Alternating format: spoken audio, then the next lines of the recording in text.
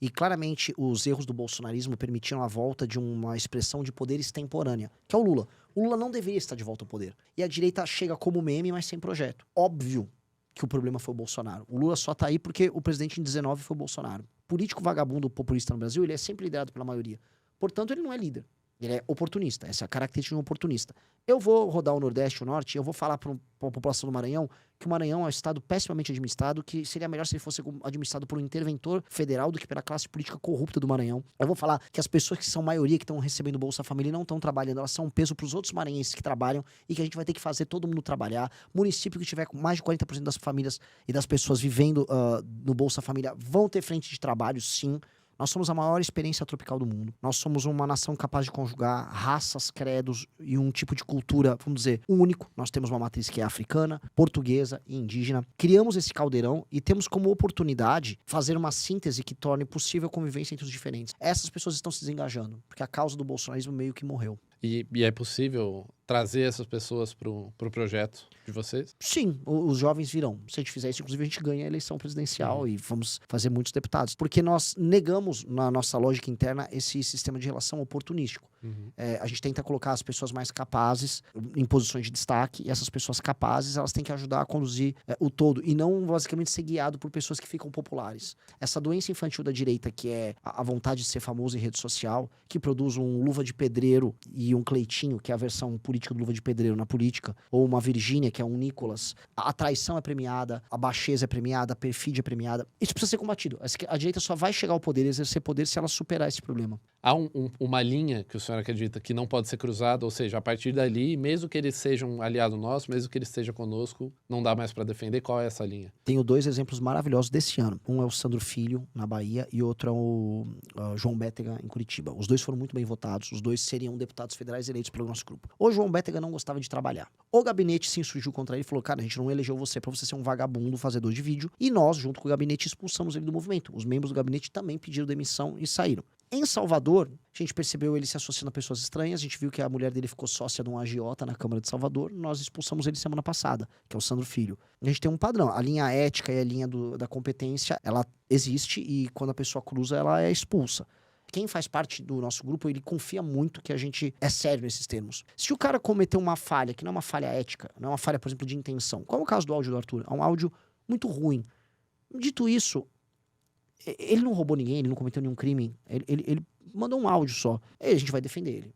Essas siglas do Centrão, elas controlam hoje boa parte do orçamento do Estado. Uma vez que o senhor se eleja presidente nesse eventual cenário, há instrumentos possíveis para mudar essa mecânica de distribuição? A gente tem um dos grandes planos nossos, é a nossa grande reforma administrativa. A gente tem que alterar a dinâmica. Qual é a dinâmica? A dinâmica tem que ser no executivo. Então, um prefeito e um governador tem que atender as pessoas bem. E isso significa ter indicadores de desempenho, que são os tais KPIs. Então, um prefeito que tem boa cobertura de esgoto na cidade dele, ele melhora a cobertura, ele melhora os desempenhos em educação, SAEB, DEB, ele diminui homicídios, roubos, furtos, tudo isso metrificável, ele ganha pontos. Isso é ponderado pelo número de habitantes que tem naquele município ou que é o estado dele. E isso vira estar qualificado para receber emenda e estar qualificar o partido dele para receber fundo partidário e fundo eleitoral de maneira proporcional. Assim, o sistema de incentivo será qual? Eleger bons prefeitos para os partidos e fazer os prefeitos ficarem lá, porque quanto melhor for aquele prefeito, melhor ele atender a população, mais bem recompensado o partido é. O povo não sabe julgar um político, as pessoas não sabem tomar escolhas, as pessoas não sabem avaliar se um prefeito atendeu elas bem, as pessoas gostam de prefeitos populares. Elas não podem determinar através do voto delas o dinheiro que vai para os partidos, porque os partidos ficaram viciados em enganar as pessoas, em comprar o voto delas, em dar show do Wesley Safadão, do Alok nesses municípios, e esses municípios não melhoram. Quanto mais pobre o município e mais dependente do dinheiro estatal, pior as pessoas votam, e os municípios continuam dependendo ali de mais shows você tem do Safadão, e mais emenda, e mais roubalheira você tem. Tem uma ideia que o senhor defende, que é um conceito chamado direito penal do inimigo, para essa proposta de que o Estado declare guerra, de fato, contra as facções. Queria pedir que o senhor explicasse melhor para o público esse conceito, como ele seria aplicado. Essas pessoas, elas se organizaram para recorrentemente negar o Estado de Direito, matar pessoas, cometer crimes, inverter a ordem do Estado, ou seja, o Estado tem que agir de maneira diferente com ela também. Então a lei contra ela tem que ser rápida e tem que ser muito rígida. A velocidade e a rigidez determinam a forma como o Estado tem que agir com aquele que ele considera o inimigo. Quem é o inimigo? E o inimigo não pode ser uma definição ampla, porque aí você gera injustiças, e esse é o perigo dessa teoria. Facções criminosas que fazem ocupação territorial, que traficam droga. Polícia viu, ele vai em cana na hora. Na hora. Quebra de sigilo na hora. E aí você elimina o inimigo. Se nós chegarmos ao poder, nós não vamos fugir. Nós vamos aplicar esse tipo de direito. Mas eu acho que o nosso grupo tem mérito em pautar esse tema. Nós temos quase 20 milhões de brasileiros que vivem, alguns dizem 23 milhões, que vivem sob o comando do crime organizado. São 23 milhões de injustiças diariamente acontecendo. Há alguma coisa positiva no governo Lula?